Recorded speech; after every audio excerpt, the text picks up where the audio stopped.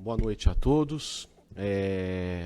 Com muito prazer que a subseção de Campinas traz na noite de hoje o Dr. Paulo Furtado de Oliveira Filho para falar de um tema de alta relevância, que é o negócio jurídico processual aplicado às recuperações judiciais. E mais esse evento promovido pela subseção, pela comissão que é presidida pelo nosso querido Pompeu, que está fazendo um trabalho maravilhoso, juntamente com todos os membros. Então, em nome da diretoria, eu já lhe parabenizo e lhe agradeço. Queria fazer apenas uma breve menção ao presidente da subseção, o Dr. Daniel Blix, que, por razões pessoais, não poderá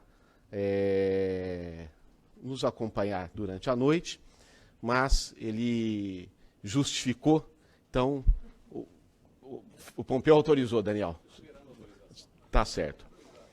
E agradecer aos senhores e às senhoras pela confiabilidade depositada nos eventos da subseção. Eu, Dr. Paulo, então, mais uma vez lhe agradeço. Vou fazer aqui apenas por uma questão formal, uma leitura do currículo. Online pelo Facebook, né? Perfeito. É verdade. Quem puder entrar na página da subseção no Facebook e compartilhar, que a transmissão é ao vivo. Sua Excelência Paulo Furtado de Oliveira Filho é juiz de direito da 2ª Vara de Falências e Recuperações Judiciais da Comarca de São Paulo. É coordenador dos núcleos regionais da Escola Paulista da Magistratura. Então, doutor Paulo, uma alegria muito grande. Coincidentemente, eu agora vi aqui, nós talvez tenhamos um amigo em comum, que é o juiz da 1ª Vara de Falência da capital, que é o Daniel. Amanhã é o dia que a gente se encontra na faculdade, na PUC, às sextas-feiras. É uma pessoa também muito, muito querida. Então, é uma honra para a OAB, que nós já o recebemos no passado e hoje estamos recebendo aqui Vossa Excelência, que nos confessou que foi em 1995, né, juiz de direito aqui na comarca. Então, Vossa Excelência, sinta-se à vontade, tem todo o tempo que precisar e, mais uma vez, em nome da subseção, muito obrigado pelo comparecimento. Boa noite a todos. Em primeiro lugar, gostaria de agradecer a presença de todos, pedir desculpas pelo início da palestra, a gente ter um pequeno atraso por conta do Dr. Paulo ter vindo de São Paulo, e a gente estava com um trânsito muito grande. Para vocês terem uma ideia, a gente tem 207 inscritos e muita gente ainda não conseguiu chegar, teve dificuldade para vir, enfim. Então, por essa razão, peço em primeiro lugar desculpas. Agradeço imensamente o Dr. Paulo por ter aceitado o convite. Já é o segundo convite que o Dr. Paulo aceita que eu faço. Há alguns anos atrás, o Dr. Paulo vai se lembrar, na Febraban, nós fizemos também uma rodada de discussões, na época que se discutia uma minuta de alterações da lei de 11.101 naquele órgão, né? E gostaria de cumprimentar também a todos no Brasil. Está sendo transmitido ao vivo pela página da OAB de Campinas, e não é exagero. Quando a gente divulgou as palestras de abril aqui da subseção, a palestra do Dr. João e a palestra do Dr. Paulo agora, eu tive muita demanda de outros estados, né? Porto Alegre, né? Rio Grande do Sul, Paraná, Rio de Janeiro, Bahia, o pessoal pediu para que fosse transmitido. Quero fazer também um agradecimento ao pessoal que esteve no Mackenzie ontem. Eu estou vendo algumas pessoas. Estive dando uma palestra no Mackenzie ontem sobre o papel do administrador judicial nas recuperações e falências, e sinalizei que haveria uma palestra muito melhor hoje, com o Dr. Paulo Furtado, juiz da 2ª Vara de Falência de São Paulo, e convidei. Eu estou vendo algumas pessoas que estiveram lá, agradeço imensamente por terem vindo. Sem maiores delongas, passo a palavra para o Dr. Paulo para início da exposição. Bom, boa noite a todos. É um grande prazer estar aqui na OAB de Campinas. Agradeço a diretoria, agradeço o convite do Fernando. E realmente hoje eu tive no caminho com o Dr. Felipe, que me trouxe algumas lembranças do passado. Eu fui juiz substituto aqui em Campinas nos anos de 95, 96, portanto, há mais de 20 anos. Tive, inclusive, o prazer, na época, de ver a implantação dos radares em Campinas. eu era flagrado constantemente, saindo da estrada, entrando em Campinas e não via nenhum carro do meu lado. Até que um dia impetraram o mandado de segurança, eu era substituto, vejo ali, não é, impugnando o impetrante a multa que ele havia sofrido. A sorte minha é que a minha placa era de São Paulo e, portanto, eu não fui autuado no início. Mas realmente foi pioneira Campinas nessa implantação de radares de trânsito. Um outro belo dia, chegando em Campinas, não conseguia chegar ao fórum. Por quê? Tinham implantado a rótula, não é? Mudaram todas as mãos das ruas nas proximidades do Fórum Central. Eu simplesmente tive que largar o carro no meio de uma determinada rua. Cheguei na garagem do Fórum e pedi para o então garagista, está aqui a chave, pode buscar lá. E fiz os meus primeiros plantões aqui nos finais de semana em Campinas, não é? Trabalhei em inúmeras varas cíveis aqui, varas criminais também. Enfim, foi um momento nessa viagem de lembrança desses anos de 95 e 96, que foram muito importantes na minha carreira. E agora retorno aqui para tratar do tema que hoje é objeto lá da minha lida diária, que são os processos de recuperação judicial, não é? Só que hoje sob o enfoque do novo Código de Processo Civil e especialmente do negócio jurídico processual na recuperação judicial. Então, a minha ideia é falar um pouquinho sobre o negócio jurídico processual, depois falar um pouquinho sobre o procedimento de recuperação, tanto judicial como extrajudicial, e depois mostrar que é possível compatibilizar esse instituto do negócio jurídico processual com o procedimento de recuperação judicial ou extrajudicial. Então, inicialmente, o que é importante salientar, como em todo processo, como em todo sistema judicial, o Poder Judiciário trabalha a partir de determinadas regras, não é? De um procedimento comum que é previsto em lei. Então, os advogados sabem como é que começa o processo, o juiz sabe quais são os atos seguintes, não é? Todos podem, eventualmente, se uma parte, uma pessoa perguntar, explicar exatamente qual é o passo a passo de um processo que está submetido ao procedimento comum, não é?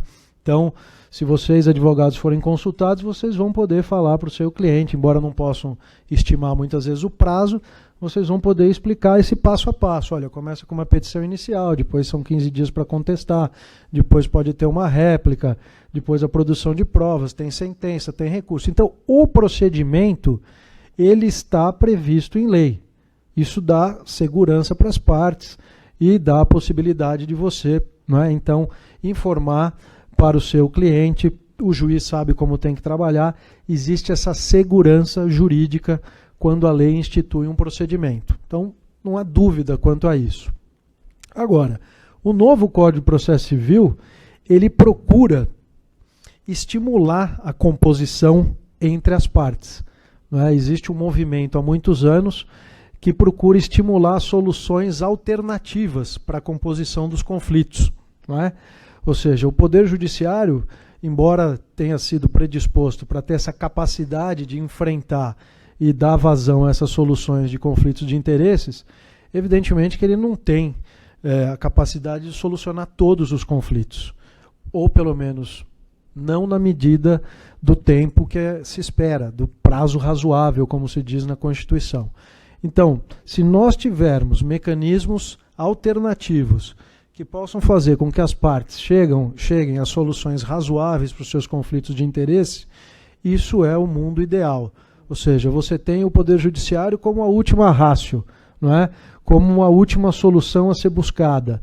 Então, mediação, tentativa de conciliação, arbitragem, não é? Se forem procedimentos bem institucionalizados, é possível que a gente tenha no Poder Judiciário apenas aqueles casos que realmente demandem a atuação do juiz. Então eu coloquei aqui, chamando a atenção de vocês, a respeito desse estímulo que o Código de Processo Civil procura dar à autocomposição, a tentativa de soluções pelas próprias partes.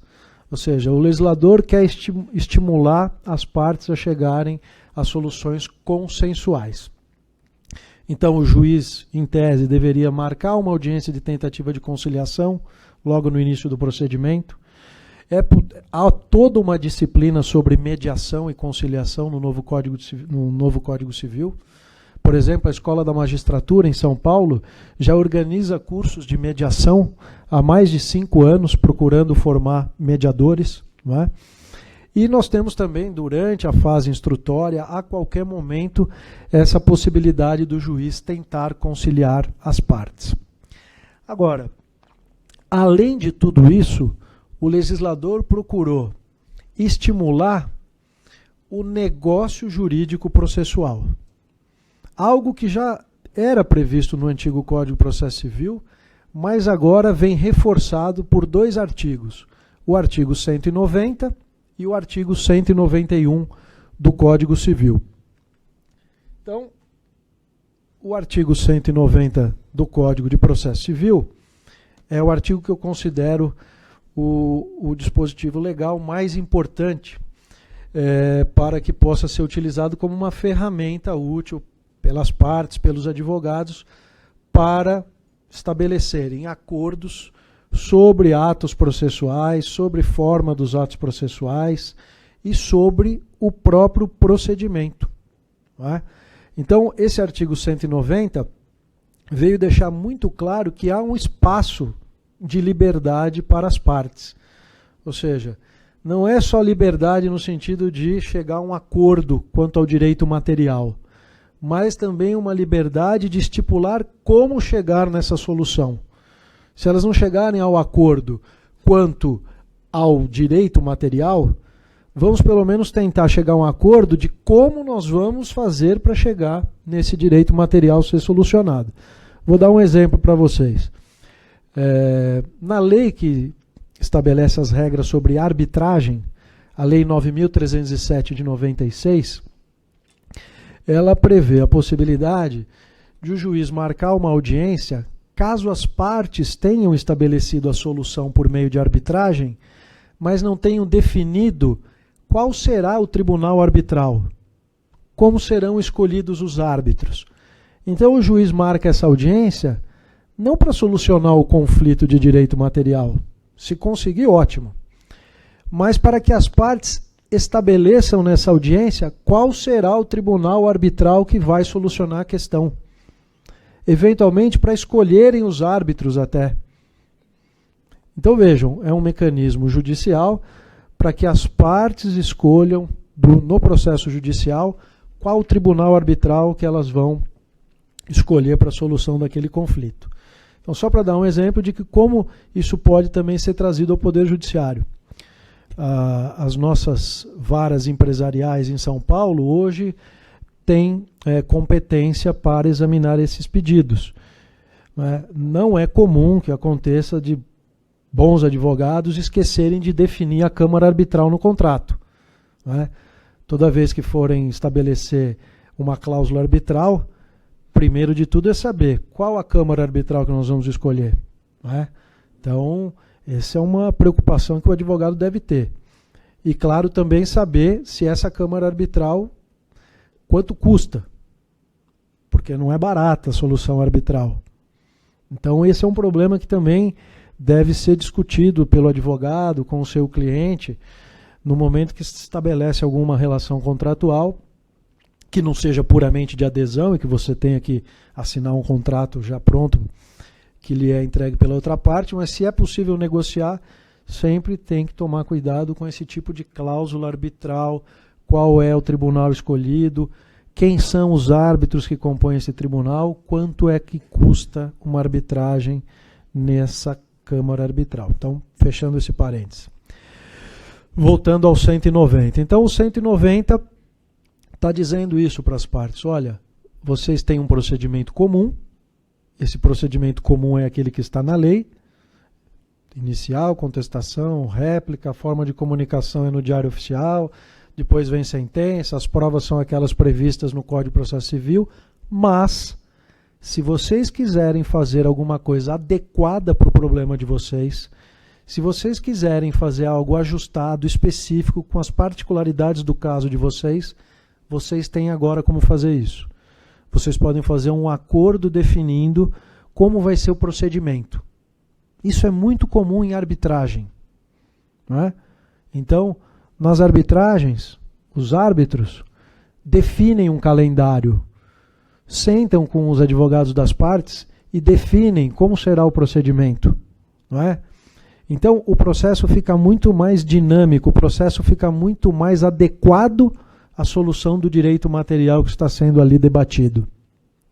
E claro que é muito melhor a solução, quando você pode escolher um procedimento mais adequado à solução do seu problema, e ainda mais na arbitragem, não é? Quando você pode escolher o seu juiz, ou o seu árbitro, não é? Aqui não é possível, não é? Embora tenha alguns autores, não é? O Dr. Rodrigo, que está aqui nos presenteando com a sua presença, né? Agradeço a presença, que está estudando arbitragem, poderia até falar, hoje até há quem sustente que o negócio jurídico processual poderia ter por conteúdo a escolha do juiz, da vara. Acho que me parece algo difícil, mas, enfim, há quem sustente isso hoje. Nós não vamos chegar a tanto.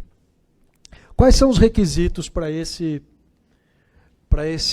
negócio processual? Ou seja, se a gente quiser celebrar um negócio processual, se as partes num determinado conflito, antes dele ou depois do conflito instalado, resolverem celebrar um negócio processual, o que tem como requisito? Quais são as exigências legais? Primeiro, os direitos devem ser disponíveis. Esses direitos devem ser passíveis de autocomposição, não é? Então, direitos patrimoniais, em regra, são direitos disponíveis e podem ser objeto de negócio jurídico processual. Muito próxima essa redação com a da lei de arbitragem, que diz que você pode celebrar compromisso arbitral quando, naquele determinado contrato, os direitos forem patrimoniais disponíveis. Segundo requisito, partes capazes. Não é? Então, também é um requisito para o negócio jurídico processual, a capacidade das partes. E um terceiro requisito, uma situação de equilíbrio entre as partes, né, na inexistência de vulnerabilidade por parte de uns contratantes. Daí porque a lei veda o negócio jurídico processual previsto em contrato de adesão. Então, o consumidor, que obviamente em 95% dos casos celebra contratos de adesão, não vai submeter validamente a uma cláusula de negócio jurídico processual. Por quê? Porque a lei veda expressamente. Diferentemente da lei de arbitragem. Na lei de arbitragem, há uma previsão de que é possível uma cláusula arbitral ser imposta ao consumidor, desde que ela seja escrita com destaque e seja objeto de uma rubrica ou de assinatura ao lado da cláusula. Ou seja, o dever de informação ao consumidor é levado ao extremo. Cláusula em destaque e o consumidor assina ao lado. Então, neste caso da cláusula arbitral, ela poderia ser válida em contrato de adesão, desde que preenchidos esses requisitos legais. Aqui, não. Há vedação expressa para a cláusula de negócio jurídico processual em contrato de adesão. Porque a lei parte daquela premissa de que o consumidor é parte vulnerável, está submetendo ao contrato que lhe foi imposto, que foi redigido unilateralmente pelo fornecedor, e, portanto, a sua vontade aí é nenhuma. Não é? Então, para contratos de adesão, não há possibilidade de cláusula estabelecendo negócio jurídico processual. Muito bem. Havendo a presença desses requisitos legais, o que pode ser negociado? O que pode ser objeto de acordo entre as partes? Então, o artigo 190 vai dizer o que as partes podem colocar no negócio jurídico processual. Algumas regras sobre ônus, faculdades e deveres processuais. Então, as partes poderiam estabelecer como é que elas vão praticar os seus atos processuais, em que prazo, se em determinado prazo não sendo praticado o ato, poderá haver a prática em outro em outro prazo, ou se haverá preclusão, ou seja, elas podem dispor a respeito de ônus, faculdades e deveres. Não é? Então, há uma possibilidade ampla de negociação em matéria do que fazer durante aquele procedimento. Quem vai fazer, como deve fazer, como serão as comunicações processuais, se o procedimento eventualmente deve ser todo oral, se deve ser por escrito, se as comunicações são por e-mail e assim por diante. E a outra possibilidade do acordo é o acordo sobre procedimento. Então, o legislador permite que as próprias partes definam um procedimento diferente daquele previsto em lei.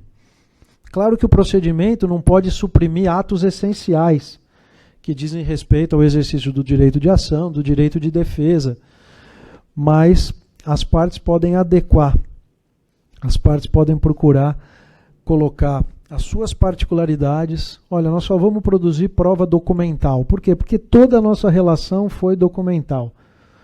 Todas as tratativas foram sempre documentadas. Vamos estabelecer que só vai ser produzida a prova documental?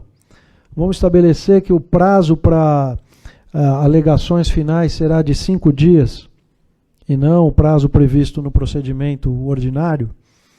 Então, as partes podem definir, modelar o procedimento que for melhor para os seus interesses. Tá? Vou dizer aqui algo que não diz respeito propriamente ao processo civil, que diz respeito ao direito civil, mas acho que seria perfeitamente cabível. O Código Civil, em matéria de prescrição, diz que as partes não podem reduzir prazo prescricional. Será que duas sociedades empresárias de grande porte, duas grandes empresas aqui sediadas em Campinas, que têm relações jurídicas diárias ou mensais, não é? Que são empresas de grande porte, que têm os seus arquivos eletrônicos, será que essas partes maiores, capazes, nenhuma em situação de vulnerabilidade, não podem reduzir o prazo prescricional das suas pretensões? Tem que ficar guardando documento em 5 anos, 10, 15, 20 anos? Qual que é o sentido disso quando as partes são sociedades empresárias? Não é? Não estamos falando de processo, estamos falando de prescrição, direito civil. Mas me parece que essa regra que veio no Código Civil de 2002 não faz o menor sentido para sociedades empresárias. Não é? Você tem aí, por exemplo, uma IBM, uma Motorola, não é? Essas empresas com grandes contratos entre elas, por que não reduzirem o prazo prescricional?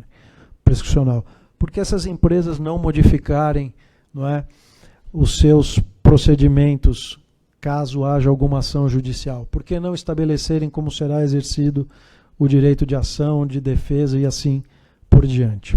Tá?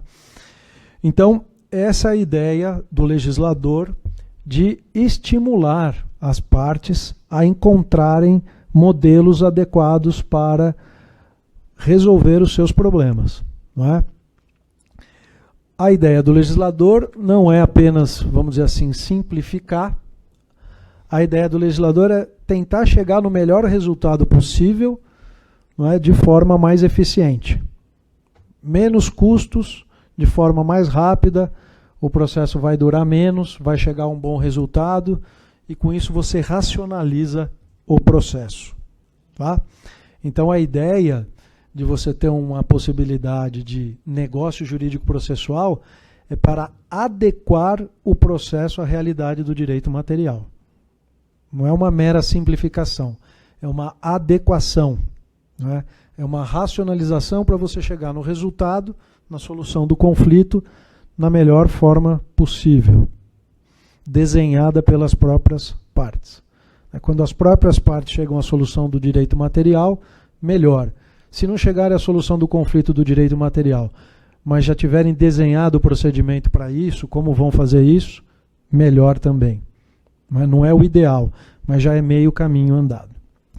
Bom, com relação agora, feita essa introdução a respeito de qual é o fundamento do negócio jurídico processual, ou seja, qual a razão de existir hoje esse estímulo ao negócio processual, qual é o objeto do negócio jurídico processual e qual a sua finalidade, eu vou falar um pouquinho sobre o procedimento de recuperação. Talvez muitos aqui não conheçam, outros já lidam diariamente com o procedimento de recuperação judicial, mas eu vou ter que fazer, de alguma maneira, a referência ao procedimento de recuperação. Qual a finalidade da recuperação? Não é? O nosso instituto ele foi criado pela lei de 2005, substituindo a antiga concordata, não é? E ele tem por objetivo criar mecanismos para evitar a falência de empresas que sejam viáveis. Então, diante de uma crise que seja transitória, que seja passageira, o legislador cria um mecanismo para que o empresário possa evitar a sua falência, para que ele possa tentar renegociar suas dívidas com seus credores, manter a sua atividade, tentar manter os postos de trabalho, manter a sua produção, pagar os impostos e seguir adiante no seu negócio. Claro que não é em 100% dos casos que vai acontecer isso. Não é? Há empresas que se tornam inviáveis. Não é? Antigamente o fórum só tinha a máquina de escrever. Hoje é tudo computadorizado, tudo informatizado. Quem ficou na máquina de escrever, obviamente, né, faliu, teve que fechar as portas. Isso é da essência do capitalismo, não tem jeito. Não é? Quem trabalha com táxi também tem os problemas decorrentes desses aplicativos. Então, é normal que os negócios levem a determinados resultados de insucesso, sejam substituídos por outros negócios mais promissores. Isso é da essência do capitalismo. Nós não vamos mudar isso enquanto o nosso sistema for capitalista, não é? Em que há a busca do lucro, em que há um risco, em que você pode ter o lucro esperado ou não, e no caso de insucesso você vai ter a sua falência decretada. Para que serve a recuperação, então? Tentar evitar a falência de empresas que sejam viáveis. Não é? Empresas que, numa situação de crise, consigam mostrar para os seus credores que ela pode superar essa crise, caso ela apresente um plano, esse plano seja razoável, os credores aprovem o plano e essa empresa consiga levar à frente a execução desse plano. A lei brasileira ela criou 3 modalidades de recuperação, então na falta de uma, ela criou 3 modalidades. Uma recuperação que é chamada de judicial ordinária, ou recuperação judicial comum, que é aquela que existe em 95% dos casos. Depois tem uma recuperação judicial especial, que é para pequenas empresas, empresas de pequeno porte, microempresas. Então elas foram feitas para esse tipo de empresário de menor porte. E a gente tem uma outra modalidade que infelizmente é pouco utilizada, mas deveria ser mais estudada e colocada mais à prova pelos agentes econômicos em dificuldade, que é a recuperação extrajudicial. O que a gente tem em comum nas 3 modalidades de recuperação? É que a solução da crise ela tem que ser negociada. O devedor em crise no direito brasileiro, ele tem que tomar a iniciativa de pedir a sua recuperação. Ele vai, no caso da recuperação judicial ordinária, apresentar um plano e os credores vão decidir se estão de acordo ou não com este plano de recuperação. Na recuperação extrajudicial, por que ela se chama extrajudicial? Porque extrajudicialmente o devedor já conseguiu uma grande adesão dos seus credores. Ele conseguiu conversar previamente com os credores, teve uma adesão expressiva à proposta de renegociação e ele já entra em juízo com um plano previamente aceito por mais de 3/5 dos seus credores. Então ele já entra com um grande peso a favor do seu plano de recuperação, que vai ser objeto de questionamento ou não por parte dos credores que ainda não concordaram previamente. Então percebam, na recuperação judicial, ou vai haver um consenso durante o processo, a partir da negociação que vai ser feita pelo devedor com os credores, ele apresenta o plano, os credores examinam o plano, ou na extrajudicial, ele já negociou extrajudicialmente e ingressa em juízo já contando com a adesão dos seus credores. Ou seja, ele já convenceu os credores de que a proposta que ele tem é boa, que se ela for aprovada e executada, ele vai conseguir se recuperar, vai manter o emprego, vai manter a produção, vai pagar impostos e vai continuar as relações com os fornecedores. Mas percebam, nas 3 situações, é negociação, devedor e credores. Não é? Então, a ideia é que o processo de recuperação tente criar um ambiente para essa negociação. E um dos mecanismos para criar esse ambiente de negociação na recuperação judicial ordinária é a suspensão das ações e execuções contra o devedor. Então, colocando aqui para vocês uma característica do procedimento da recuperação judicial ordinária. Quando o devedor ingressa com o pedido de recuperação e o juiz verifica que estão presentes os requisitos legais, ele é um empresário, ele está em crise, ele apresentou todos os documentos previstos em lei, o juiz profere uma decisão e automaticamente ficam suspensas as ações e execuções que o credor individualmente ou que os credores individualmente têm contra esse devedor. Então, por que existe essa suspensão das ações e execuções individuais? É para preservar a companhia, manter os ativos ali na exploração da atividade empresarial. Imagine se as ações pudessem continuar, as execuções pudessem prosseguir. Um credor trabalhista penhora um ativo, é uma máquina essencial, vende a máquina, depois da penhora, tirou a máquina, não produz mais um produto importante daquela empresa. Outro credor, um banco, penhora uma outra máquina que produzia outro produto, tira aquela máquina, destrói outro pedaço da organização. Então, na verdade, o stay period, ou a suspensão de as ações e execuções individuais contra o devedor, ele é da essência do procedimento de recuperação. Em qualquer lugar do planeta, em qualquer sistema de insolvência, seja nos Estados Unidos, seja na Alemanha, seja na Inglaterra, onde for, não é? Na Inglaterra talvez não, a Inglaterra é muito agressiva contra os seus devedores, mas Estados Unidos, Alemanha, Itália, são regimes que procuram inicialmente blindar o devedor contra as ações individuais dos credores, que é para proteger a organização, não é? Para tentar maximizar o valor do negócio, não é? Aumentar o bolo, porque se cada um tirar um pedaço do bolo, o credor individualmente se beneficia e o grupo dos credores, alguns que não têm tanta rapidez, tanta ousadia, tanta celeridade, são prejudicados, não é? Então, é como se diz no direito americano, enquanto o empresário não está insolvente, o regime é first come, first served. O primeiro que chegou, pega primeiro. O seu pedaço leva e vai embora. O que chegar por último não pega nada, porque a empresa está insolvente.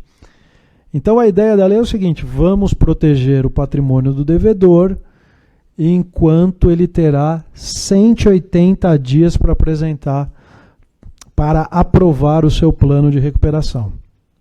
Então esse período de suspensão é para proteger a organização, para proteger os ativos do devedor contra ataques individuais dos credores. A tentativa é a seguinte: senhores credores, se convençam de que é melhor para vocês, para o grupo de credores. trabalhar com a maximização do valor desses ativos, porque se cada um tirar um pouquinho, vai perder valor para todos. Muito bem. Depois de suspensa a ação e execução dos credores individuais, o devedor tem 60 dias para apresentar o plano. Direito brasileiro diz que quem apresenta a proposta de recuperação é o devedor. O devedor tem exclusividade para apresentar o plano. E depois de apresentado o plano, os credores vão dizer se concordam ou não. Só que os credores são reunidos em classes. Essas classes de credores, elas são definidas de acordo com o direito material. Então, todos nós aqui, se fôssemos credores de um devedor, nós não votaríamos sobre o plano numa única votação. Os credores são divididos em classes, de acordo com o seu direito material. Então tem a classe dos credores trabalhistas, a classe dos credores com garantia real, a classe dos credores quirografários e a classe de microempresários e empresários de pequeno porte. Então, o plano apresentado pelo devedor, ele é aprovado ou rejeitado em cada classe. E para aprovar em cada classe, a lei não exige unanimidade. Se eu tenho 100 credores trabalhistas na primeira classe, basta que a maioria aprove. 50 mais 1, 51 credores votando favoravelmente ao plano, estará aprovado o plano na classe 1. Então vejam, são dois outros atos, ou são outras duas características do procedimento que são essenciais ao funcionamento desse procedimento de recuperação. Votação por classe e dentro da classe, decisão por maioria. Porque vejam, seria impossível por unanimidade se chegar a alguma solução. É como no direito societário. Não é? Nas sociedades, as matérias são deliberadas em regra pela maioria do capital votante. É claro que se vocês pegarem o Código Civil em matéria de limitada e tiverem que estudar isso, por exemplo, uma prova, não é? Vai ter que decorar 7 quórums, não é? Unanimidade para umas situações excepcionais, não é? Depois 3/4, 2/3, metade do capital votante, metade do capital total. O Código Civil foi muito infeliz nessa parte de disciplina de quórums de deliberação na limitada. Mas para o regime funcionar no procedimento de insolvência, é impossível você ter unanimidade. Senão um determinado credor iria tentar extorquir o devedor ou tentar obter uma vantagem maior para ele em detrimento dos demais credores, sob pena dele não aprovar o plano. Então, pela literatura, esses 3 pontos são essenciais do procedimento de recuperação. Você tem que ter um stay period, você tem que ter uma suspensão das ações e execuções contra o devedor, você tem que ter credores divididos em classes na aprovação ou rejeição do plano, porque esses credores têm direitos homogêneos, têm situações homogêneas. Eu não posso colocar um banco que é credor financeiro com garantia real junto com o empregado, junto com o fornecedor. Cada um vai ter a sua caixinha lá para deliberar sobre o plano. E, finalmente, a decisão tem que ser por maioria dentro de cada classe. A maioria das leis de insolvência trabalha exatamente com esses 3 itens necessários do procedimento. Você tem que ter a suspensão das ações contra o devedor, você tem que ter deliberação por classe e dentro da classe decisão por maioria. Outras coisas são divergentes. Tem alguns países que só o devedor pode propor o plano de recuperação. É o nosso caso. Tem outros países que o credor pode iniciar um procedimento de recuperação e depois de um período o credor ou um grupo de credores pode apresentar o plano.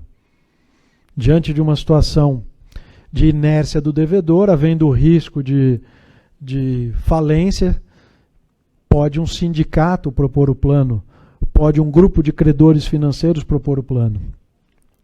Tem outros sistemas que, à medida em que, ou no momento em que o devedor apresenta o pedido, automaticamente ele é afastado da empresa.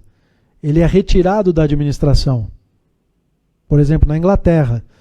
Então, qual é o incentivo para o devedor em ingressar com um pedido para tentar sua reorganização na Inglaterra, se ele sabe que no momento que ele der início ao procedimento de insolvência lá, ele já é retirado do negócio?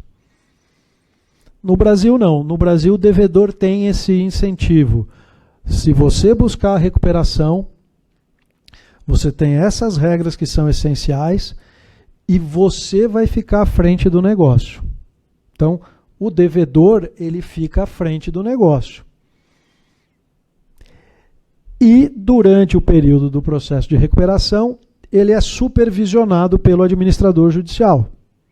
Então, por exemplo, aqui o Dr. Fernando, que atua como administrador judicial, é quem monitora as atividades do devedor durante o procedimento de recuperação judicial. A maioria dos países ou trabalha com uma supervisão como essa do administrador judicial, né, como no sistema brasileiro, ou já coloca um administrador judicial à frente do negócio, retira o devedor, ou faz as duas coisas simultaneamente. Deixa o devedor à frente do negócio, mas paralelamente coloca um administrador, um profissional indicado pelo juiz, cuidando de forma mais próxima, monitorando de forma mais intensiva o devedor. Não é? No direito brasileiro, a regra é que o devedor só é retirado da administração se ele fizer muita coisa errada. De acordo com o artigo 64, se ele praticar algum ato doloso em prejuízo dos credores, se ele deixar de prestar informações, se ele tentar manipular, por exemplo, o quórum das assembleias, obter alguma vantagem indevida e assim por diante. Mas, em regra, ele fica à frente do negócio. E o que a gente tem ainda como característica do direito brasileiro? Mas aí eu acho que não é essencial e não existe na maioria dos ordenamentos.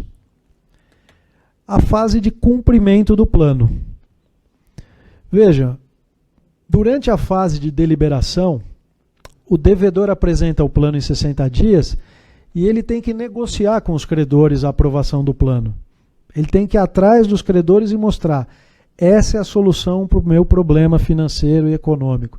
Se vocês aprovarem esse plano, eu vou conseguir pagar com essas novas condições previstas no plano. Vou pagar em 10 anos, vou pagar com 50% de desconto, ou vou pagar à vista com 80% de desconto. Enfim, as condições de pagamento são previstas no plano. O devedor tem que tentar convencer os credores de que esse plano vai viabilizar a superação da crise. E o que a lei brasileira diz? Quando o juiz, verificando que o plano foi aprovado pelos credores, concede a recuperação judicial, a lei diz que o devedor ainda fica sob fiscalização do administrador judicial durante 2 anos após a concessão. Então vejam, se hoje aqui em Campinas o juiz de uma vara civil conceder a recuperação judicial para um devedor, não se encerra o processo imediatamente. O devedor apresentou o plano, o devedor convenceu os credores aprovaram o plano, o juiz concedeu a recuperação e a lei prevê 2 anos de fiscalização.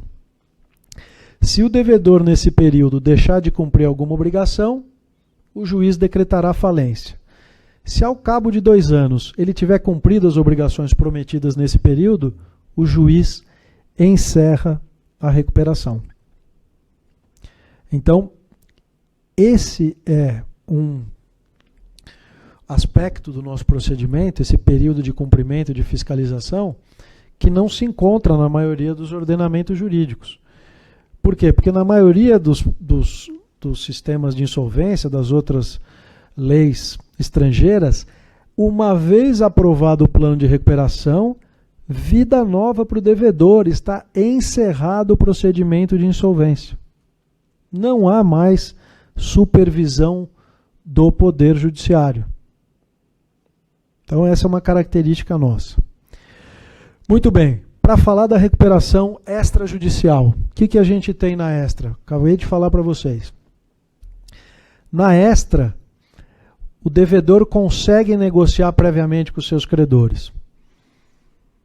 Ele consegue a adesão prévia dos credores, ele fala, eu estou numa situação difícil, por favor, vamos sentar, negociar, talvez ele tenha maior credibilidade com os credores enxergam a situação dele como crítica, preferem não atacar individualmente e preferem aderir, fazer um contrato, dando novas condições de pagamento para ele. E ele protocola o pedido já com a adesão desses credores. Apenas para dar um exemplo para vocês, a recuperação extrajudicial das lojas Colombo, não é? Ela contou com a adesão desde o início, até o Dr. Fernando, o Dr. Felipe, que fizeram a atuação, atuaram no processo de recuperação extrajudicial da Colombo. Então, neste caso, desde o início do processo, credores com mais de 800 milhões de reais de crédito, de um total de 1,2 bi, já haviam concordado com o plano de recuperação. Então, eles ingressaram com o pedido, esse pedido foi objeto de uma publicação de edital para conhecimento dos credores, que poderiam alegar, olha, o quórum de 3/5 não foi atingido, ou há alguma proibição legal, o plano não pode ser aprovado por causa disso ou daquilo. Mas percebam que não tem assembleia de credores aí. Por que eu não convoco uma assembleia para deliberar no meio do procedimento? Porque antes do procedimento ter início, já houve uma negociação prévia. Então eu não preciso convocar um ato no meio do procedimento para os credores serem chamados para uma sala como essa para decidirem se o plano deve ser aprovado ou não. E olha o que diz a lei. Se o juiz verificar que o quórum de mais de 3/5 foi atingido e que não há nenhuma proibição legal para apresentar o plano, para homologação do plano, o plano não tem ilegalidade, não há nenhuma violação à lei, foi atingido o quórum legal, o que o juiz faz? Homologa o plano e encerra o processo imediatamente. Então vejam, no caso da recuperação, não há fiscalização, não há prazo de 2 anos de fiscalização do cumprimento do plano. Então, o que eu estou querendo apresentar? É que este prazo de fiscalização não é um prazo essencial. Esse ato, essa fase, não é essencial no procedimento de recuperação. Poderia, portanto, ser objeto de negócio jurídico processual. Porque o negócio jurídico processual tem que ter partes capazes, os direitos devem ser disponíveis e também deve haver situação de equilíbrio. E as partes não podem dispor sobre aquilo que é indisponível, sobre aquilo que é da essência do procedimento. Portanto, as partes não podem retirar do procedimento a suspensão das ações e execuções. O stay period é da essência do procedimento. As partes não podem retirar do procedimento a deliberação por classe. As partes não podem tirar a deliberação por maioria. Mas me parece perfeitamente possível que as partes podem retirar aquilo que não é essencial do procedimento. Por exemplo, prazo de fiscalização de 2 anos. Porque se fosse algo tão importante, tão relevante para um processo de insolvência no Brasil, deveria haver este prazo de fiscalização também na recuperação extrajudicial. E o legislador não estabeleceu esse prazo na recuperação extrajudicial. Então, não me parece que esse prazo seja de ordem pública. Não me parece que seja norma cogente a que estabelece prazo de fiscalização das atividades do devedor e do cumprimento do plano por 2 anos. Além de não me parecer que seja norma de ordem pública esse prazo, me parece que seria possível que os credores, por contrato com o devedor, por meio de negócio jurídico processual, estabelecessem qual a forma de fiscalização. Por maior competência e profissionalismo que tenha o administrador judicial, será que os credores não podem, a partir do momento que aprovaram o plano, estabelecerem que agora eles querem outra pessoa cuidando da fiscalização? Eles querem que seja um outro agente a fazer o monitoramento do devedor, com previsão de acesso mensal às contas do devedor, a todos os documentos relativos à movimentação financeira do devedor. Então, não se trata de suprimir o direito de fiscalização. Os credores podem estabelecer outro mecanismo de fiscalização que não o da administração judicial.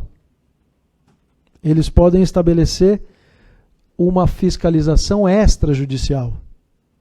Assim como os sócios numa sociedade podem, por exemplo, numa limitada, fiscalizarem individualmente os diretores de uma limitada, os administradores, ou podem instituir um conselho fiscal. Quer dizer, eles podem definir, de acordo com o seu interesse, como vão fazer a fiscalização. Então, acho perfeitamente possível que a fiscalização não seja exatamente como determina a lei, mas como as partes queiram fazer, de acordo com os interesses que elas querem que seja respeitado. Não querem a fiscalização mensal do administrador, querem uma fiscalização quinzenal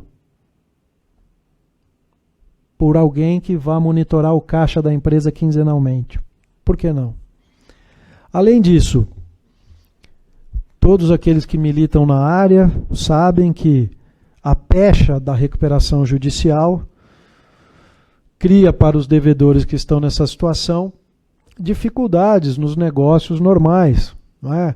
Acesso ao crédito fica difícil, manutenção dos negócios com outros agentes econômicos pode ser dificultada, os bancos têm que provisionar os valores que são emprestados. Então, quanto mais cedo um devedor sai da recuperação judicial ou sai dessa supervisão e tira essa pecha, essa alcunha de em recuperação judicial, melhor para o devedor. Melhor para o devedor. Sem prejuízo dos credores terem os direitos que a lei lhes assegura.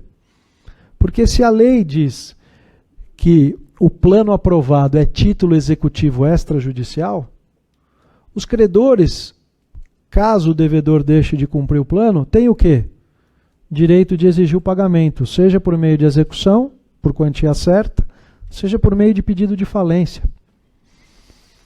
Então, me parece que as vantagens do encerramento da recuperação judicial precocemente, antes dos 2 anos, o encerramento imediato da recuperação judicial, esse encerramento imediato negociado num plano de recuperação judicial, objeto de acordo entre os credores e o devedor, é a melhor medida hoje.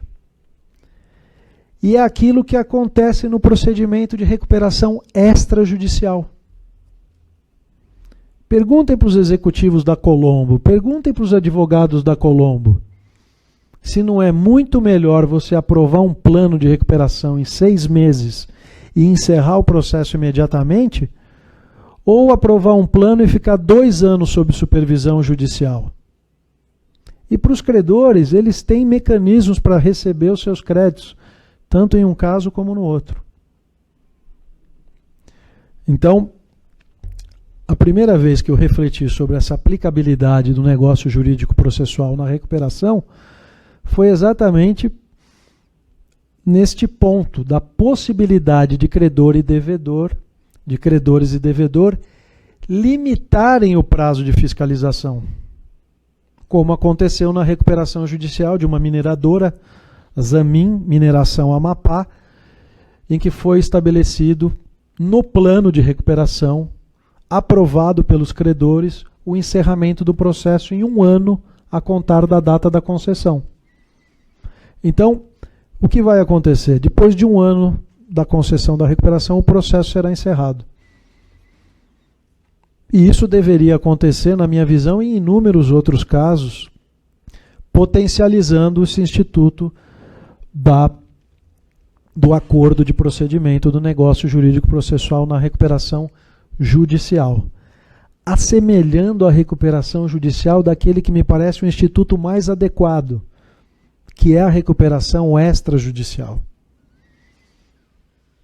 Porque toda a literatura mostra que processo de insolvência, pode ser judicial ou extrajudicial, sempre traz perda de valor. Quanto mais tempo demora o processo, mais perda de valor. Portanto, quanto mais rápido se encerrar o processo, melhor para todo mundo. Melhor para o devedor, melhor para os credores, empregados, fornecedores, bancos, fisco. Então, em muitos casos, estabelecer por meio de negócio jurídico processual um encerramento mais rápido da recuperação me parece que é do interesse de todos os envolvidos no processo. E além do acordo de procedimento, o que poderia ser objeto de acordo no processo de recuperação? As partes poderiam suprimir a assembleia de credores? Será que a assembleia de credores é da essência do procedimento? Esse ato processual poderia ser suprimido por deliberação por escrito?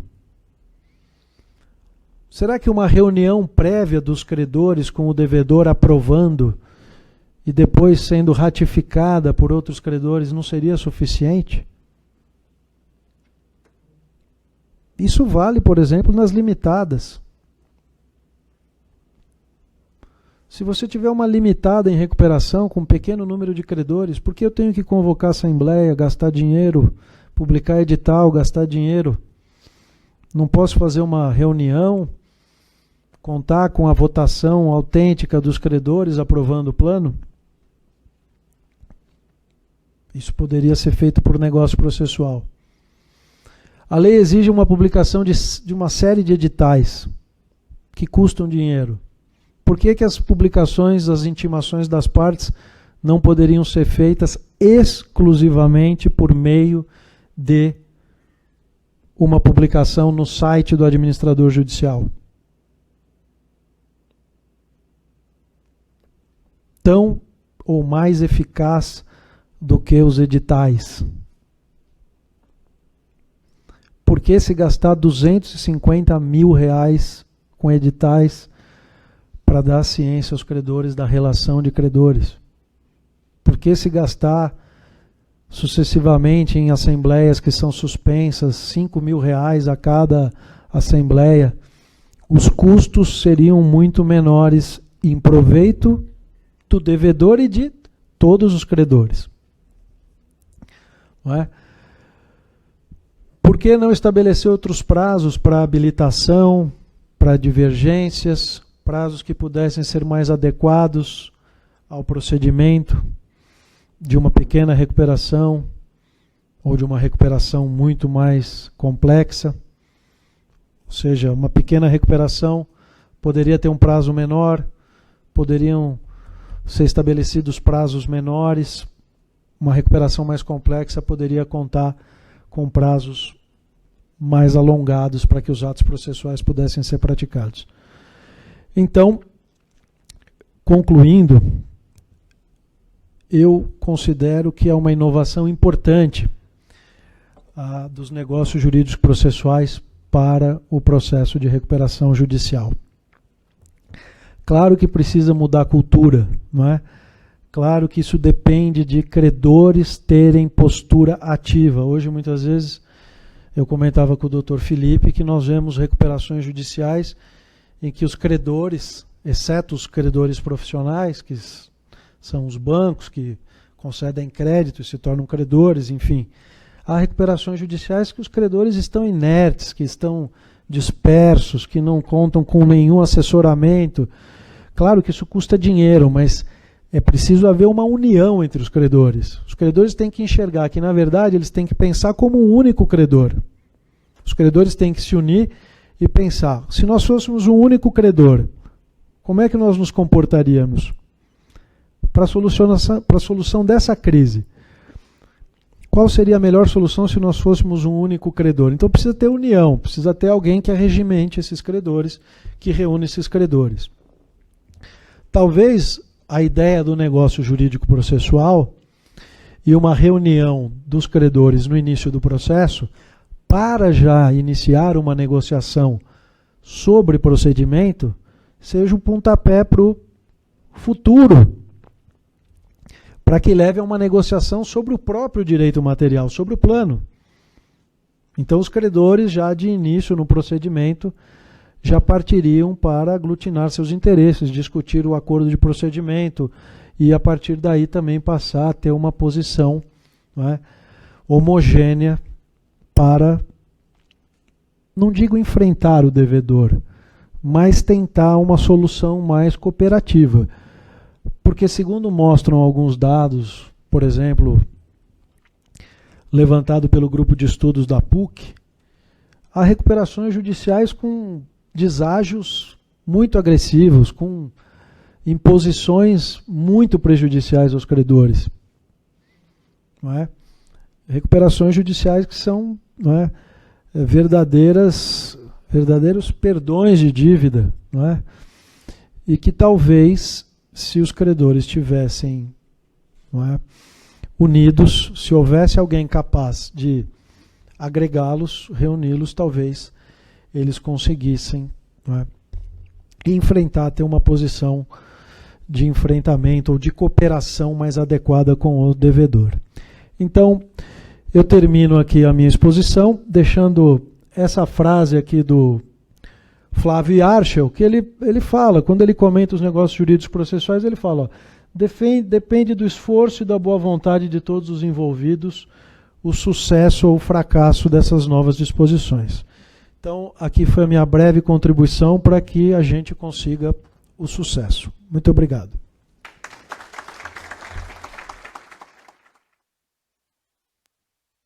Agradeço ao Dr. Paulo pela brilhante exposição e a gente vai abrir para perguntas, mas eu acredito, Dr. Paulo, pode ser que eu esteja enganado, mas eu não vi ainda ninguém produzir, eu não vi muita produção de conteúdo a respeito disso aplicado à recuperação judicial, aos negócios jurídicos processuais aplicados à recuperação judicial.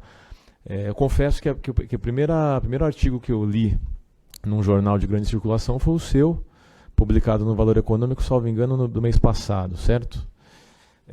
Então, assim, me parece que é algo que se inicia, né? A discussão se inicia, é uma discussão bem longa, né? Principalmente como se operacionalizar isso, acho que é o principal desafio, né?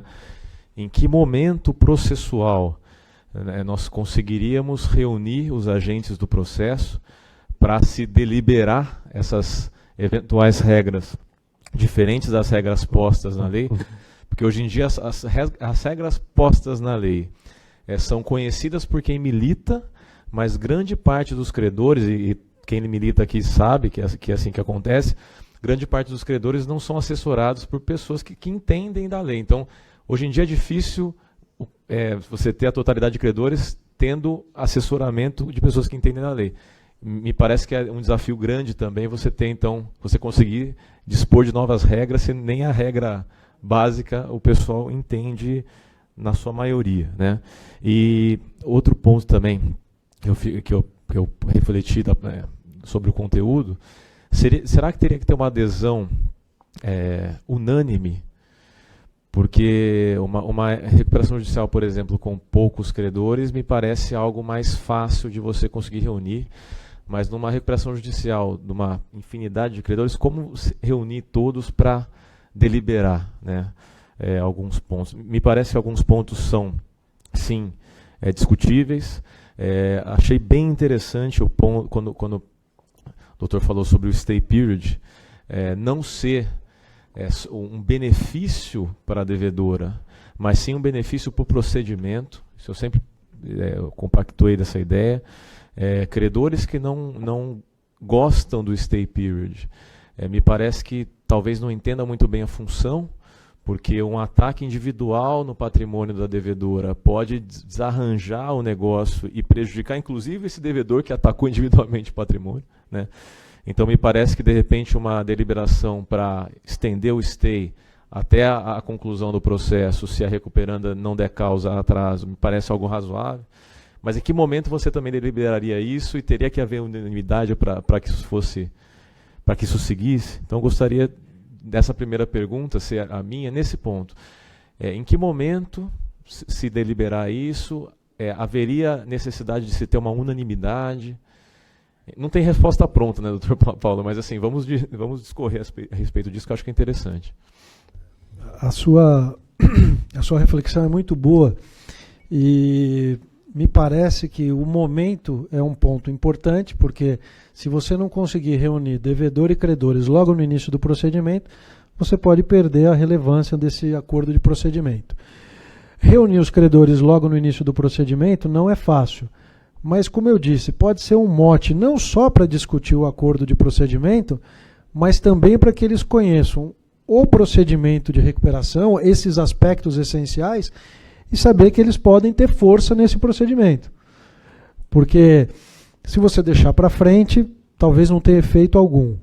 Então, permitir essa reunião dos credores logo no início do procedimento, antes do término do prazo de apresentação da relação de credores pelo administrador, acho que seria o ideal. Você marcar um momento antes do prazo de apresentação da relação de credores, para que haja uma reunião com os credores, a fim de que seja explicado o procedimento, a fim de que seja explicada a possibilidade de alteração do procedimento, de adequação do procedimento aos interesses específicos desses credores. Então, serviria para duas funções. Primeiro, como gostam de dizer, uma expressão da moda, né? Empoderar os credores, não é? Então, vamos dar aos credores condições deles conhecerem a sua força no processo. Não estou dizendo de banco, estou dizendo de outros credores. Banco tem a sua força, a gente sabe qual é, e nos processos ninguém precisa defendê-los. Agora, outros credores, algumas categorias de credores, muitas vezes os sindicatos não precisam de defesa, os empregados em alguns casos estão muito bem representados, mas muitos fornecedores, pequenos credores, eu tenho percebido que eles estão desamparados. A figura do comitê de credores, que teria sido copiada do direito americano, não funcionou no direito brasileiro. Lá o credor está amparado, tem o representante no comitê de credores. Aqui o comitê de credores não existe. Tem um no Banco Santos, tinha um na Rede Energia, não conheço nenhum outro caso. E quanto à unanimidade, realmente ela não pode ser exigida, deveria ser uma deliberação coletiva e a aprovação deveria ser também por maioria. De repente, dos critérios do 42, por exemplo? Talvez os critérios do 42, e você então poderia aprovar por maioria. Assim como você aprova por maioria o plano, você aprova por maioria um acordo sobre o procedimento. Acho que essa questão de amadurecimento dos credores é muito importante, doutor. Nós costumamos receber corriqueiramente divergências, por exemplo, muitas vezes, não é pouco, a divergência no subject do e-mail.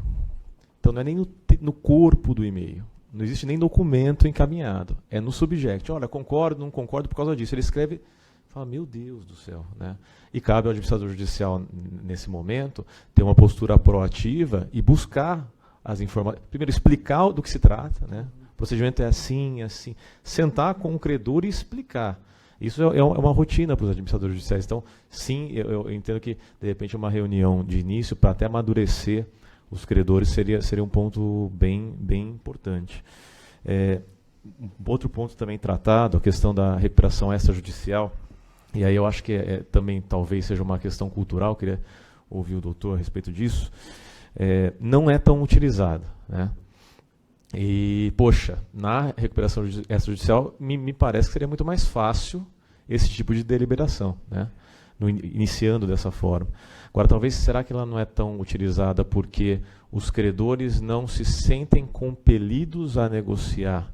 Se não houver o Estado protegendo ou guiando essa sociedade empresária em recuperação judicial para que ela tenha uma força maior para a negociação, me parece que é um pouco isso, a falta de uso da recuperação extra. Não sei se o doutor concorda com isso. Então, muitas vezes eu percebo que o acordo extrajudicial ele é conduzido por profissionais mais especializados e que, portanto, têm um conhecimento desta forma de negociação que é mais comum em sistemas internacionais e que, conhecendo esses sistemas, também trazem isso para a negociação no Brasil. Então, os casos mais importantes, e o caso da Colombo, por exemplo, foi, na verdade, um caso iniciado por um grande escritório altamente especializado em recuperação judicial. O outro caso também, que eu tenho hoje em andamento na vara, é de um grande escritório, talvez do maior advogado de recuperação de empresas do Brasil. Então, quer dizer, são processos, talvez, que tenham essa característica de serem processos de profissionais mais especializados, com maior gabarito, e que, portanto, têm essa condição de obter uma negociação prévia, conduzir adequadamente essa negociação prévia, e não buscarem simplesmente a recuperação judicial como um meio de tentar empurrar o processo, levar o devedor por alguns anos. Eu acho que a recuperação extrajudicial, quando possível, deve ser usada. E quando possível, nem recuperação deveria ser usada, não é? É solução de mercado, né? É solução de mercado. Recentemente eu até comentei com o Dr. Felipe, num grupo acadêmico, precisando fazer a entrega de um determinado trabalho, o terceiro integrante do grupo sumiu. Sumiu durante o final de semana. Surtou. Não, a gente ficou com medo que ele tivesse sido sequestrado. Só que ele é advogado de um banco, de um grande banco. Coitado. Quando ele voltou, eu perguntei, você foi sequestrado? O que aconteceu? Ele falou, não, eu estava te livrando de uma bomba.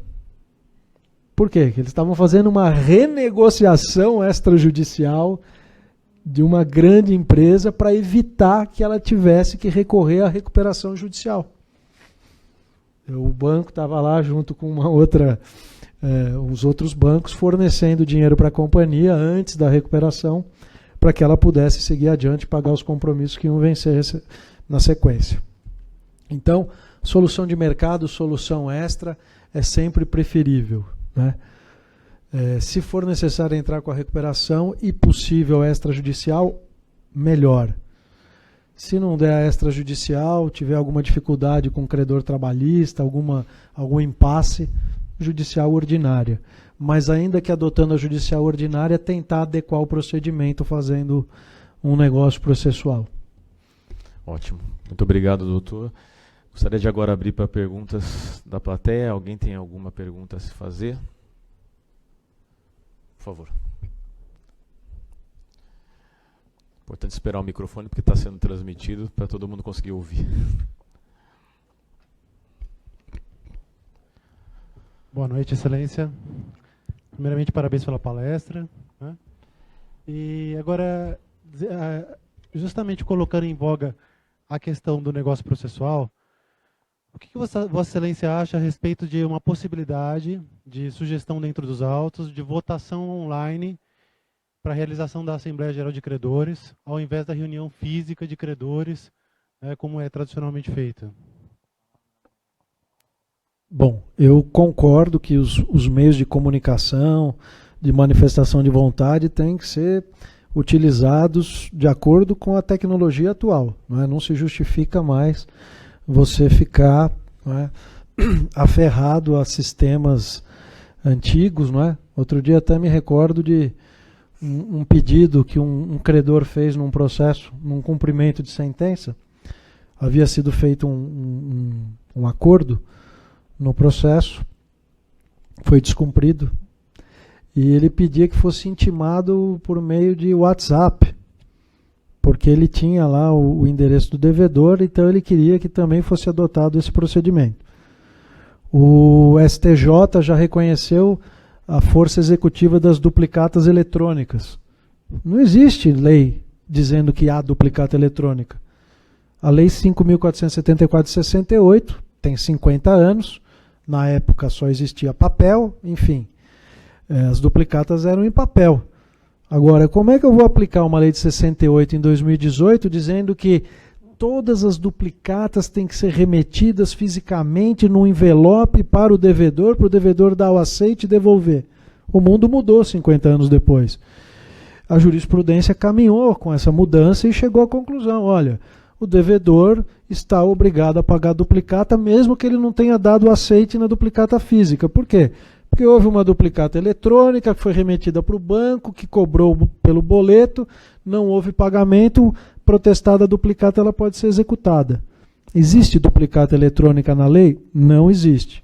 Foi uma permissão que os usos e costumes criaram e a jurisprudência, foi uma permissão que a jurisprudência deu a uma prática habitual do comércio. Então, no momento que você tem a possibilidade de você colher a manifestação de vontade por esse meio, não é? Online, se você tiver como autenticar efetivamente que a pessoa que está votando é o credor, não vejo proibição, não vejo motivo para se recusar esta forma de manifestação, de formalização da manifestação de vontade. Isso já foi permitido nas Assembleias Gerais de Sociedades Anônimas. Tem regulamentação da CVM. Então, pode ser dado o passo adiante também em matéria de recuperação judicial. Então, perfeitamente possível, acho que também seria uma solução e agradeço a sua pergunta. Mais alguma pergunta?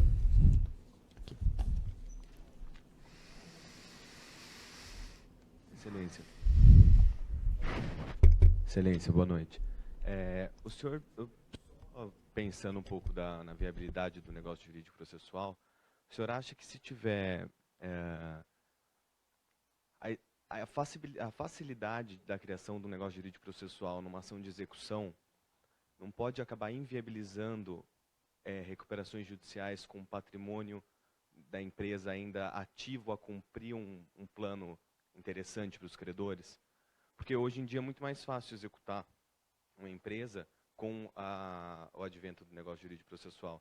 Tem alguns casos, por exemplo, que empresas já têm aceitado, em termos de confissão de dívida, por exemplo, que o sucessivo inadimplemento, uma vez ou duas vezes, já enseja numa execução antecipada anterior à citação. Isso não acaba prejudicando um pouco o processo da recuperação judicial? Se for em massa, óbvio, né? Bom, as empresas estão realmente estabelecendo nos seus acordos, não é, essas possibilidades de exercício de direito de acordo com o negócio jurídico processual. Estão estabelecendo negócios jurídicos processuais para executar seus devedores. Algumas empresas têm essa política. Mas não vejo esse problema por quê? Porque no momento que é ajuizado o pedido de recuperação judicial e é deferido o processamento, essas execuções individuais, elas são suspensas. Portanto, não vai haver um prejuízo ao processamento da recuperação o fato de você ter algum acordo de procedimento ou algum negócio jurídico processual da devedora com o credor. Quer dizer, aquele negócio jurídico vai se aplicar especificamente àquele processo de execução, aquele crédito individualmente considerado e objeto daquela execução. Só que com o procedimento de recuperação judicial tem o stay, as execuções são suspensas. Então elas não têm como causar prejuízo ao procedimento de recuperação judicial. Veja, a penhora, segundo a nossa lei, continua ali feita, só que são suspensos os atos do procedimento de execução. Então você não poderia levar o bem a leilão, não é? Eu acho até que deveria ser liberado o bem da penhora, porque na verdade o bem deve ficar à disposição do devedor e depois esse credor vai ser satisfeito na forma do plano. Tá? Nessa pergunta me surgiu até uma dúvida, de repente um alinhamento de operações indicando que essa operação, por mais que se sujeitasse aos efeitos da recuperação judicial, naquele contrato ela estaria fora dos efeitos por um negócio jurídico processual. Eventualmente poderia até ser feito. Essa questão é muito interessante. Será que seria negócio jurídico processual válido retirar um credor da recuperação judicial? Na verdade, 49, né? Na verdade, a gente tem 2 casos que não são de negócio jurídico processual nesse sentido, mas são 2 casos de opção legislativa, não é? De tirar o credor. Os casos do 49, parágrafo 3º e 4º, e o do credor tributário. Né? Os primeiros porque o legislador achou que esses credores deveriam ter um tratamento melhor, porque se eles não estivessem ali previstos, haveria um custo de crédito maior para todos os empresários. Então, à medida que você tira esses credores do procedimento de recuperação, o custo de crédito seria menor para todo mundo, então seria melhor para a sociedade em geral. E os credores tributários que não podem entrar na recuperação porque o crédito é indisponível. Então não dá para haver negociação entre devedor e fisco enquanto não houver uma lei dizendo quais são as regras de transação tributária. Se pode haver redução, se pode haver parcelamento. O que a nossa lei previu é que devedor em recuperação teria direito a um parcelamento. Não há previsão de redução de débito tributário. Então hoje, por força de lei, na verdade, só pode ficar fora da recuperação quem está ali no 49, parágrafo 3º, parágrafo 4º e no artigo 6º, que são esses credores excluídos da recuperação. Acho que seria violador de norma de ordem pública um negócio jurídico processual tendo por objeto excluir determinado credor da recuperação. Mas tem alguns acadêmicos americanos que sustentam que tudo deveria ser negociado e que seria muito melhor que cada devedor pudesse negociar, cada credor individualmente pudesse negociar com o seu devedor o direito de ficar fora de um processo de insolvência. Que isso seria muito melhor porque ele já poderia cobrar menos do devedor. Esse devedor, então, teria um custo menor no seu fornecimento de matéria-prima ou no custo de crédito e seria melhor em termos globais. Mas é um modelo teórico que alguns acadêmicos americanos criam e que não está na lei, não é? Não foi encampado pela legislação americana. E tem outros autores que dizem o seguinte: na verdade, às vezes, o que fazem determinados devedores ou determinados credores? Eles exigem mecanismos de financiamento que indiretamente os retiram de uma recuperação. De tal modo que o bem deixa de fazer parte do patrimônio do devedor, o bem passa a participar do patrimônio de um terceiro, e com isso você tira, né, aquele determinado bem, aquele determinado credor da recuperação. Então fala-se muito em securitização. Com a securitização você tiraria determinados credores da recuperação. Mas acho que não daria para fazer isso por contrato, não. Mais alguma pergunta? Por favor. Bom, doutor Paulo, boa noite, parabéns pela palestra.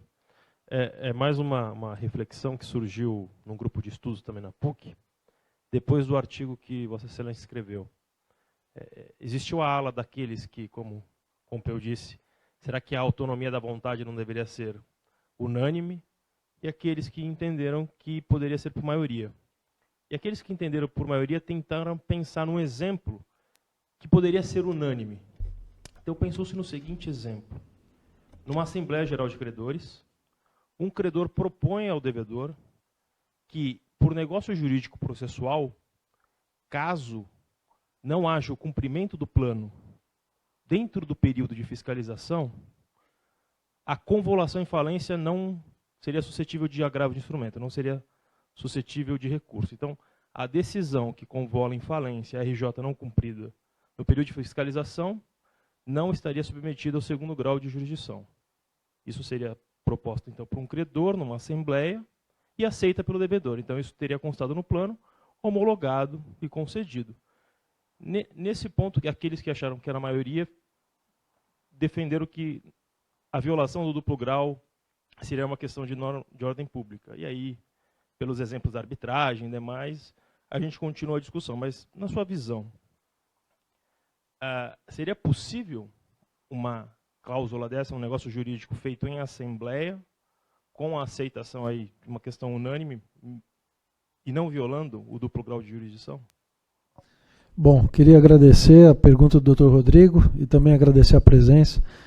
Também agradecer a presença do Dr. Fabrício, a quem eu não me referi. E, nesse caso, eu concordo com quem defendeu a ideia de que se trata de violação ao duplo grau de jurisdição.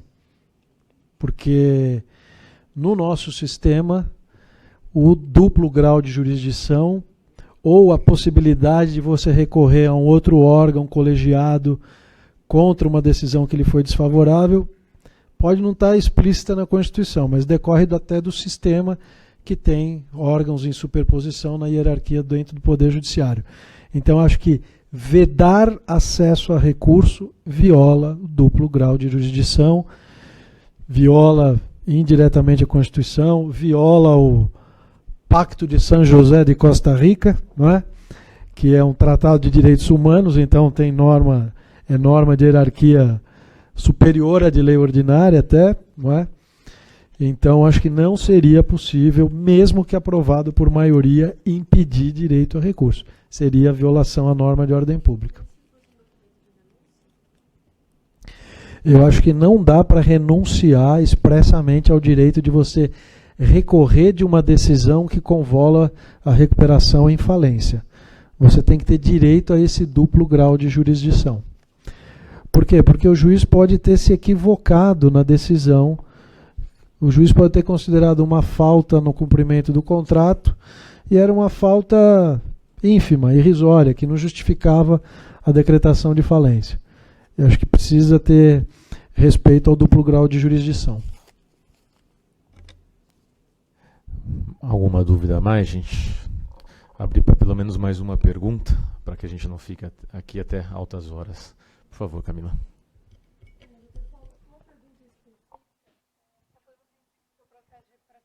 Coletivo, né? Mas também, dependendo, o questionamento é no seguinte sentido: poderia ter essa autocomposição entre pequenas partes, por exemplo, entre a recuperando um determinado credor, entende que o prazo de contestação no incidente processual seria, ao invés de 5, 2 dias, 24 horas, ou dentro da classe trabalhista ia se agir dessa forma e a concordância dentro de uma única classe ou com um credor individual, ao invés, de repente, de uma maioria pelo artigo 42 ou pelo quórum normal de aprovação do plano. Questão muito interessante. Me parece que essa possibilidade de fazer acordos envolvendo classes de credores é bastante razoável, porque você poderia atender às especificidades daquele grupo de credores.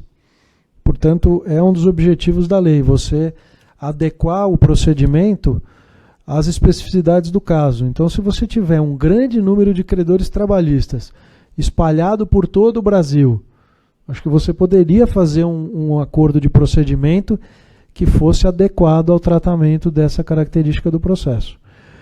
Inclusive, o Código de Processo Civil prevê uma cooperação entre juízes para fins de habilitação de credores em processos de insolvência. Então, o próprio legislador já previu essa possibilidade de cooperação. Acho que seria possível, sim, trabalhar com essa ideia de acordos entre classes de credores, desde que esses acordos específicos não violassem os direitos dos credores das outras classes. Porque o que acontece? Esse respeito dos direitos dos credores das classes é um problema muito maior de direito material, não é? Mas pode gerar algum problema de direito processual. Então, acho que seria um dos requisitos do acordo de procedimento ou de acordo processual dentro de classes que não haja prejuízo às outras classes. Então esse seria um limitador do acordo. Mas excelente pergunta, muito boa reflexão.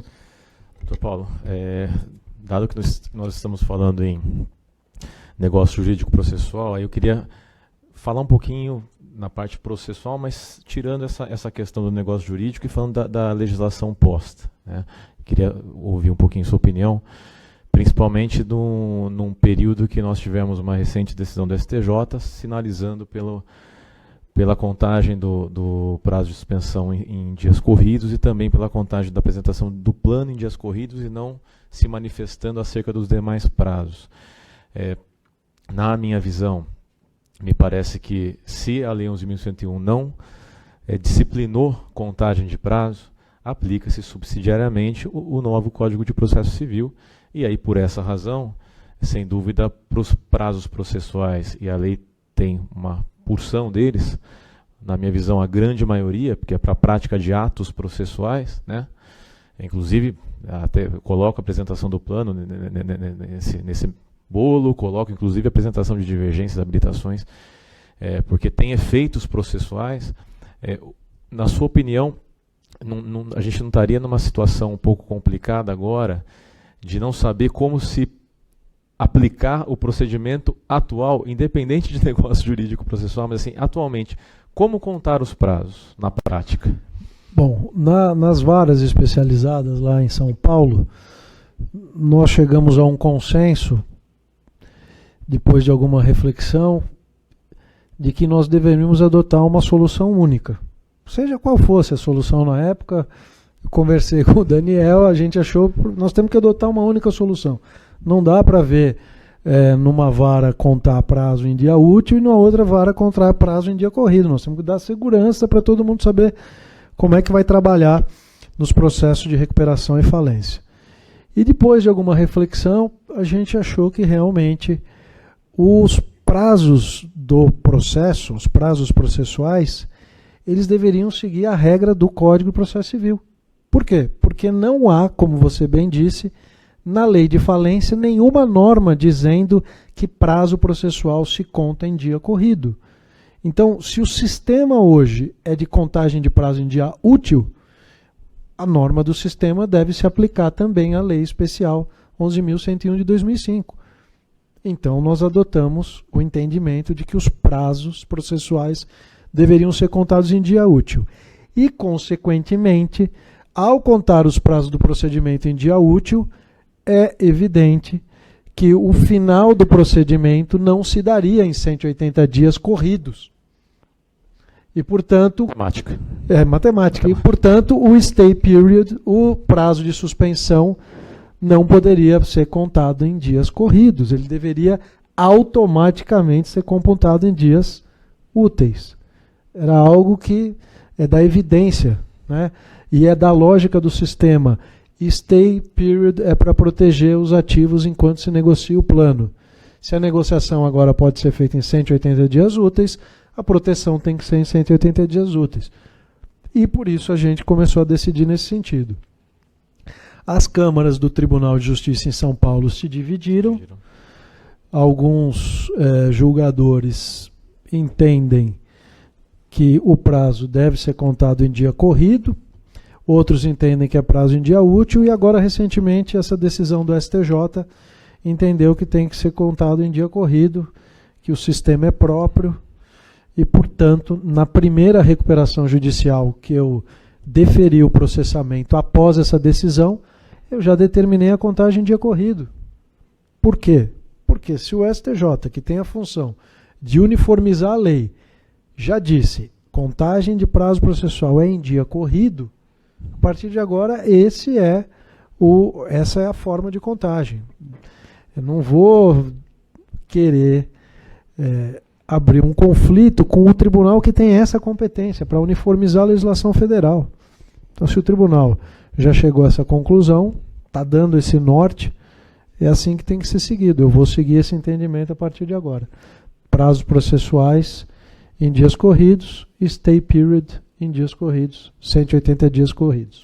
Me parece que a justificativa, que também me preocupa um pouco, porque acabaria numa tendência natural de quaisquer outras áreas passarem a negar a vigência do novo Código de Processo Civil, porque, veja, se a lei de falências impõe celeridade, na verdade não é a lei de falências, a gente está falando de um princípio constitucional, né?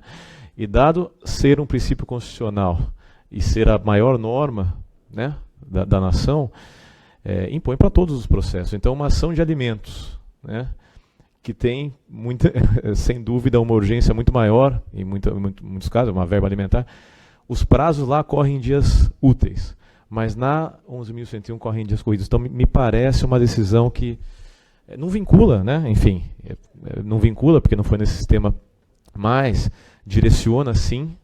E me parece que é algo que tem que ser refletido por todos os operadores e os acadêmicos para que seja um pouco mais razoável ou que seja estressado um pouco mais esse tema. Realmente, quem deu essa decisão, o ministro Luiz Felipe Salomão, foi o relator, que por sinal na segunda-feira foi agraciado com o colar do mérito judiciário pelo Tribunal de Justiça de São Paulo. E que também vai ser homenageado no próximo Congresso de Direito Empresarial como comercialista do ano.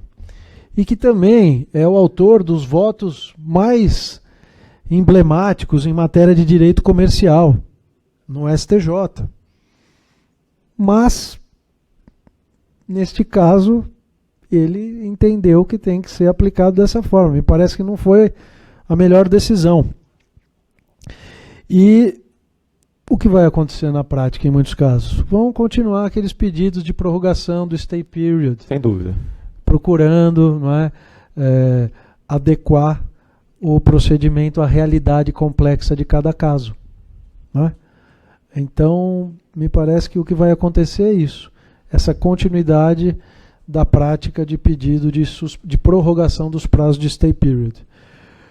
O que, com esse entendimento de contagem de prazo em dia útil, tenderia a ser muito mais restritivo. Porque à medida que você tem 180 dias úteis, você conta com um prazo maior, mais adequado para a negociação e para o encerramento do processo. Agora vai voltar àquela situação anterior, infelizmente. Doutor Paulo, gostaria de agradecer muito, mais uma vez, a presença. A aula de processo civil, né? Eu vejo todo mundo concordando aqui e tem razão. O negócio jurídico processual que não se fala, não é uma coisa tão trivial, por mais que o novo código esteja aí já há algum tempo, mas de uma forma extremamente didática e depois atrelando esse tema à recuperação judicial, que sem dúvida é um início de discussão. Nós vamos ter discussão sobre esse tema muitas vezes, né? A gente está discutindo agora a contagem de prazo com uma regra posta. Imagina determinar outras regras, né? Como se faria isso, etc. Mas a gente tem que discutir porque é a lei com a qual nós trabalhamos e é uma lei extremamente importante no cenário econômico de crise que nós nos encontramos. Agradecer a presença de todos também por nos ouvirem até essa hora, 9h30 da noite. Agradecer também aos telespectadores do Brasil inteiro. E, de novo, falo que não é exagero. Na palestra anterior nós tivemos mais de 1.000 acessos e, sem dúvida, essa também nós devemos ter mais de 1.000. Confirma isso? Mais de 1.000 acessos? Enfim. Muito boa noite a todos. Muito obrigado. Posso agradecer? Doutor, pode. Não, eu só queria agradecer. Perdões. Não, imagina. Perdões. Queria agradecer o convite, Fernando. Agradecer a presença de todos vocês. Agradecer a quem nos assistiu. E também foi muito bom ter retornado a Campinas e lembrar desses momentos interessantes e felizes do início da minha carreira. Muito obrigado e até a próxima oportunidade. Muito obrigado.